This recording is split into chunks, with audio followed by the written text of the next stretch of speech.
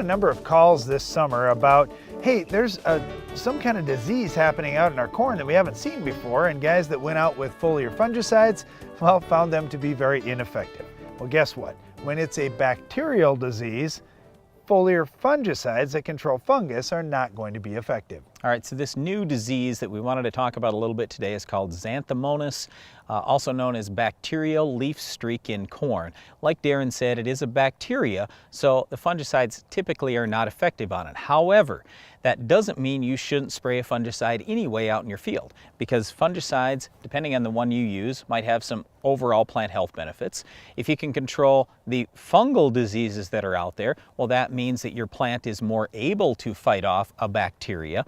So there could still be some benefits to applying a fungicide. But with this particular disease, it kind of looks like a fungus. It looks a little bit like gray leaf spot. It can show up relatively early in the season in Nebraska, for example. They've seen it in June the last couple of years. So already when you're going to go out there spraying your fungicide at tassel application, if you're just looking quick, you might say, oh, looks like a fungal disease. I got a little bit of it. I'm just going to go spray a fungicide.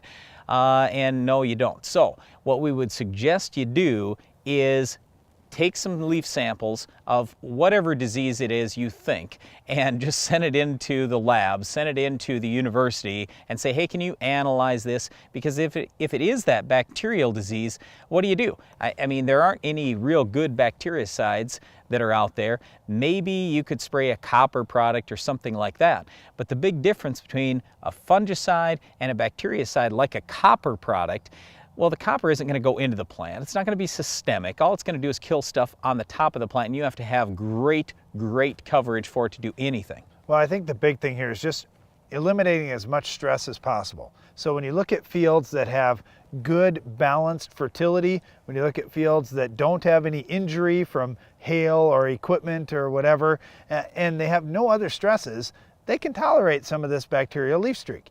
But then you've got fields that are drought stressed and fields that are out of balance on fertility and they're short of one or more nutrients out in the field. Then they've got some weed pressure or maybe some insect pressure. All of a sudden, something like bacterial leaf streak comes along and just hammers them. We don't have all the answers on this one yet. It's something that's relatively new, and a lot of research is being done, so we aren't even close to as far as we are with a bacterial disease like Gauss's wilt, where we've actually got plots around the country where new hybrids for corn are being evaluated and actually being inoculated with Gauss's wilt just to see how well they tolerate it. Look for some of this work to happen over the next few years. Yep, so in the meantime, if you're worried about this disease, tillage should help. Crop rotation should help.